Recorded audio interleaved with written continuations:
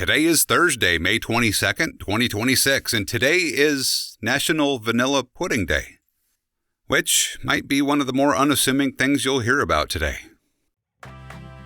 Welcome to Wait, That's Random, This Day in History. I'm your host, C.L. Burns, voice actor, audiobook narrator, and your guide through the odd and unexpected corners of history. Let's dive in. On May 22nd, 1906, the Wright Flyer III reached a point where controlled, sustained flight became practical. Earlier attempts had proven flight was possible, but this version made it usable, repeatable, something that could be controlled, not just achieved once. And that distinction matters, because proving something can happen and being able to do it consistently are two different things. Once that shift happens, everything changes. Sometimes progress isn't the first success. It's the first time something works reliably. And sometimes that same idea shows up in unexpected places. In 1849, Abraham Lincoln received a patent for a device designed to help lift boats over obstacles in shallow water. It wasn't something that became widely used. It didn't reshape transportation. But it stands out for a different reason. Because it reflects a way of thinking, looking at a problem and trying to find a mechanical solution, breaking something down into parts that can be adjusted or improved. Sometimes the significance isn't in the outcome, it's in the approach, because that way of thinking shows up in larger systems later on.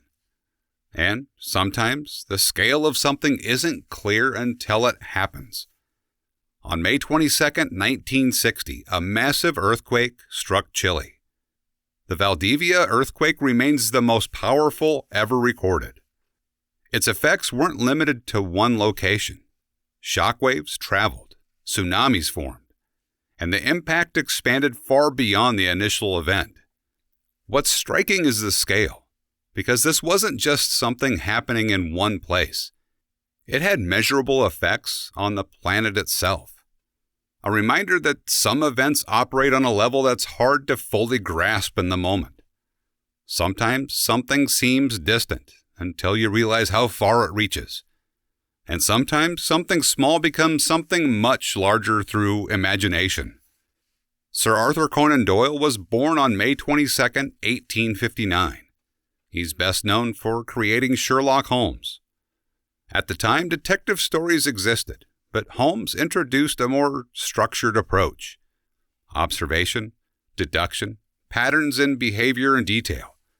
That framework became widely recognized, not just in literature, but in how people think about investigation more broadly.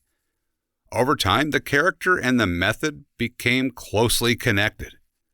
Sometimes what starts as a story becomes something people apply in real life. At first, these don't seem connected, but they start to line up. A machine becomes reliable. A problem leads to a new way of thinking. And an event reveals a scale that's hard to imagine. Different situations, but each one shows how something small or unclear can turn into something much larger. Anyway, that's what came together while working through May 22nd. Stop by tomorrow and we'll see what happens next. If you'd like to hear more of my work or explore the books and projects I've been a part of, you can find it all at waitthat'srandom.com.